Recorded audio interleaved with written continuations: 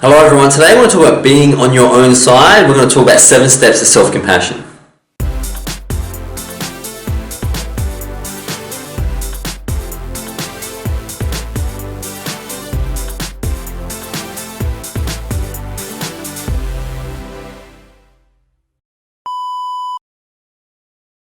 Hello, if you're not on your own side, who is? And you need to be your biggest fan, you need to be your biggest cheerleader, because if you're not, you can't expect anyone else to be. Self-compassion is really important, knowing that you need to look after yourself, knowing that you need to be supportive of yourself before you can support anyone else, really drives you to be the best version of yourself. So as always, I'm going to begin with a quote on the subject, and that quote is, "The good life, as I conceive it, is a happy life. I do not mean that if you are good, you'll be happy. I mean that if you are happy, you'll be good."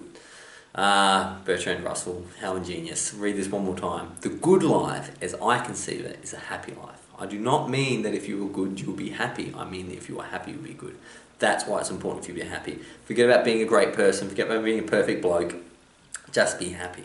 Because happy people don't do bad shit. It's the reality. It's how the world works. And that's where my compassion comes from. When someone treats me poorly, I know it's because they're not happy.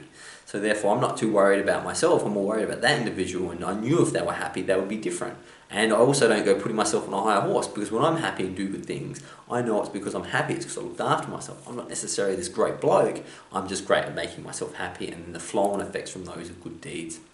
So how is self-compassion important? Well, I remember growing up, I was always first to console other people. I was always so aware of how they were feeling and what they were dealing with. I wanted to be the first to help them out. And that was successful sometimes, and sometimes not successful. And the reason it wasn't always successful is that I'd forgotten about myself. I'd forgotten to look after myself. I'd forgotten about my own health, my own issues. And what I realised was a pale, unloved fragment of myself was trying to help others. And obviously there's challenges there.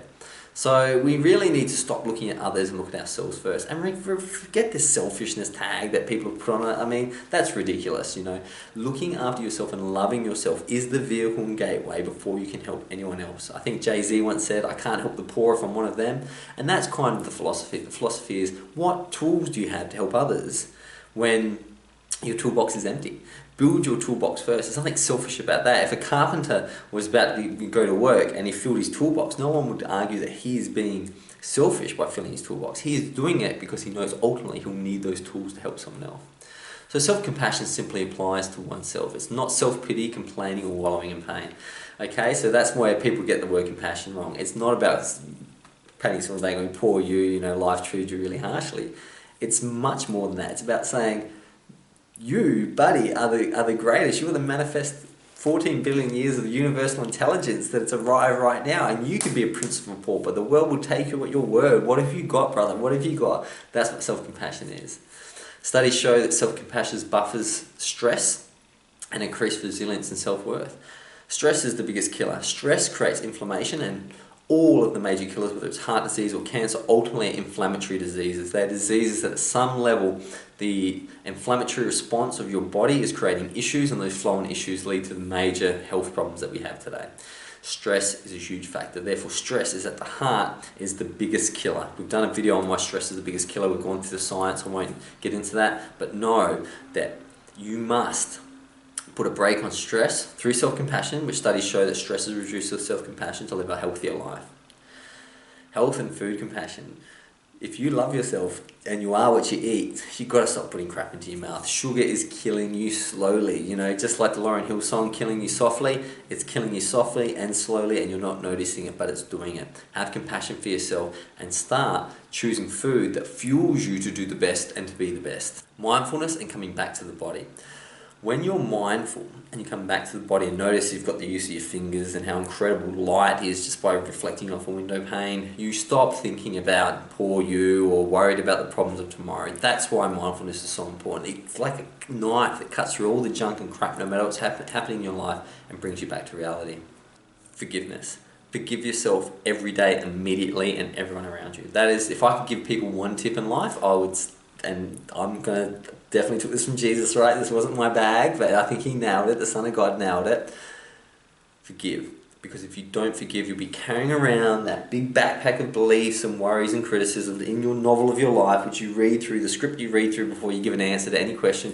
Forgive yourself. Start fresh, new in this moment where you are superior, you have the opportunity to do anything you want, which is what gives you a fresh start, absolute fresh start. So, self-compassion is an incredibly important tool. If you can't love yourself, you cannot love others. And we all want to love others so much. Some of us have children, spouses, partners, and we want to know, how can we love them? How can we love them? Well, the answer is love yourself incredibly first, and then you will love them more passionately and more than ever. The day I decided to focus on myself was the day other people started noticing that I was giving them much more attention, giving them much more love. It sounds counterintuitive. It is not, looking after yourself is at the heart of everything you ever want to do. Is it time to cut yourself a break? I definitely think so. I think it's something to think about. I can't wait to see you tomorrow, your compassionate ass, to the next video. Until then, goodbye.